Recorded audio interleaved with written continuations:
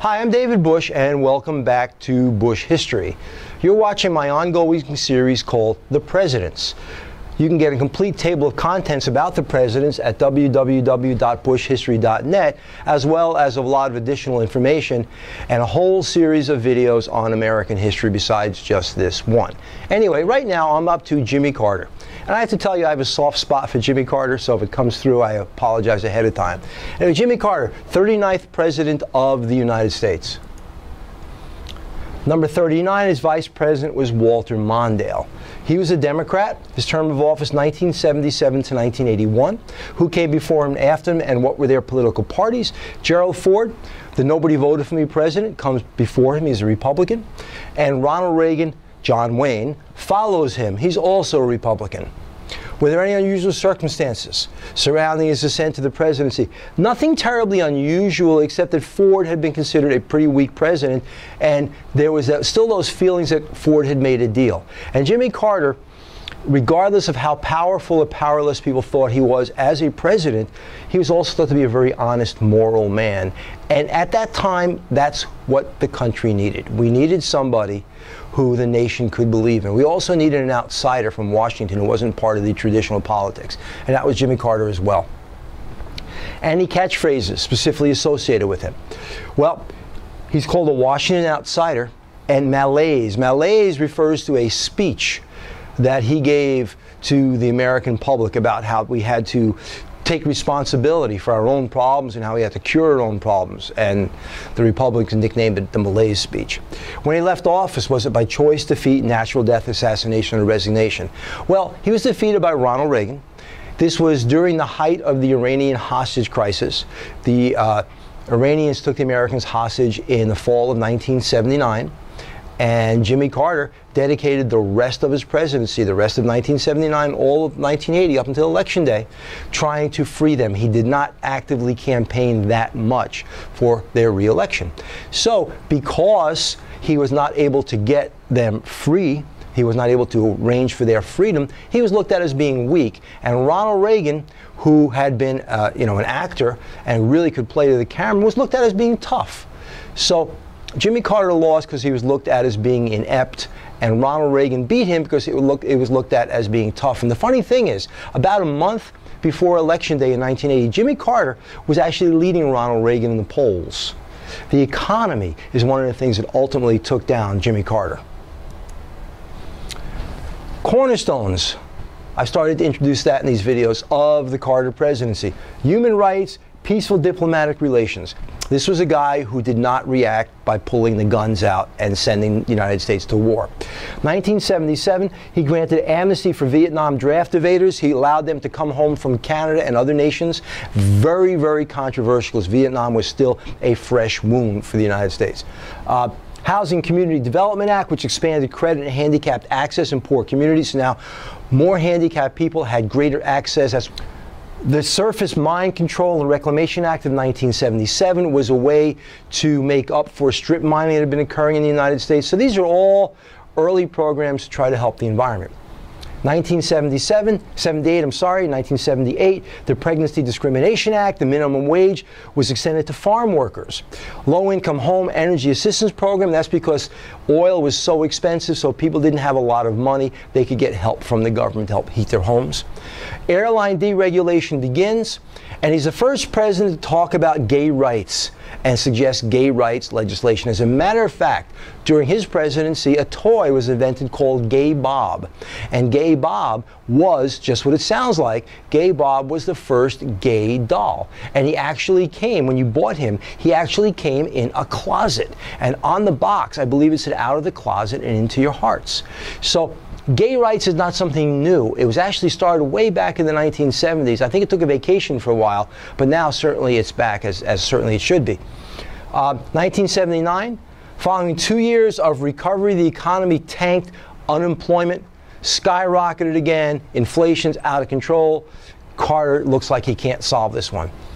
We have 3 Mile Island in Pennsylvania. It was the partial meltdown of a nuclear power plant, and it was not a full-scale meltdown, or we'd have bigger problems. But Jimmy Carter actually goes to this troubled nuclear power plant because he had a degree in nuclear physics.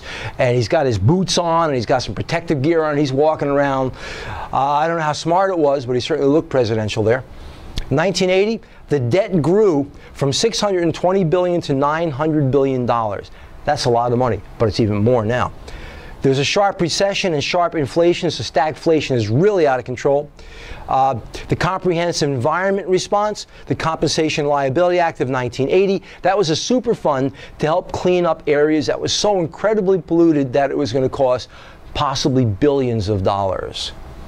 And if you want to hear his crisis of confidence speech, that malaise speech, there is a link to it. You simply click on that, and that'll work there. Foreign policy. Well, in 1977, he cuts the defense budget. Remember, we're coming out of Vietnam, so cutting the defense budget in 1977, really not a big deal. We weren't expecting to go back into war anytime soon. He took nukes out of South Korea. We had nukes on in the South Korean peninsula aimed at North Korea, because remember, the Korean War is technically not over, and it's in a state of perpetual ceasefire. The two sides really still don't like each other very much. They don't trust each other. The Panama Canal Treaty, and that Panama Canal Treaty was where Jimmy Carter agreed to return the Panama Canal to the Panamanians. And that was going to occur in 1999. And he also apologized for the way that we got that canal. And if you recall, that was Teddy Roosevelt helping to ferment a revolution in the Isthmus of Panama, which was part of Colombia at the time. In 1978, we have the Camp David Peace Accords between Anwar Sadat and Menachem Begin. And strangely enough, that is still holding today. And that was an incredibly bold move for both of these leaders, the leader of Israel and the leader of Egypt, to actually agree to stop the fighting. And Anwar Sadat lost his life because of that. I believe it was about a year later, but don't hold me to that.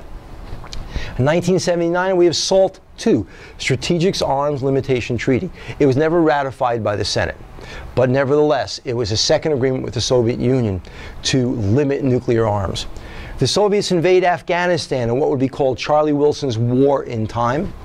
The Iranian Revolution occurs. That is when the Ayatollah comes back to Iran, deposes the Shah flees Iran, and the Ayatollah takes control, and then the Americans are taken hostage at the American embassy. And that went on from November 1979 to January 20th, 1981, which was Ronald Reagan's Inauguration Day.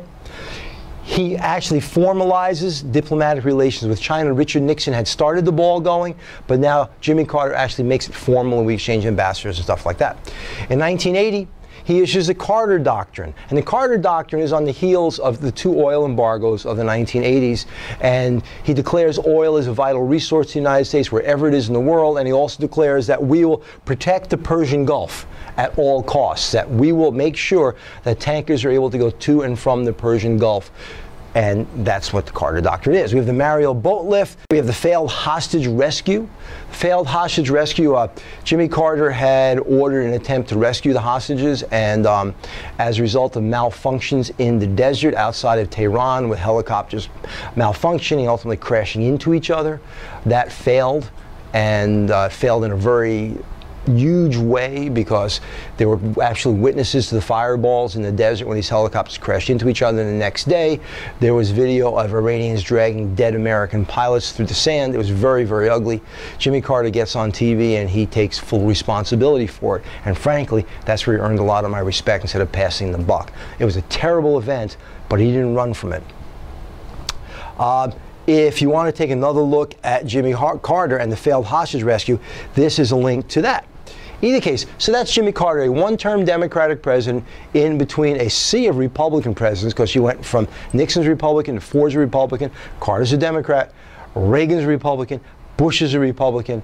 So the Democrats were not doing that well in the presidency. And Jimmy Carter's big failure was probably being too moral and too trusting. No one ever debated his ethics. They debated his tactics. Anyway, for now, this is Bush History, and I'm David Bush, and we'll see you again. Have a good day.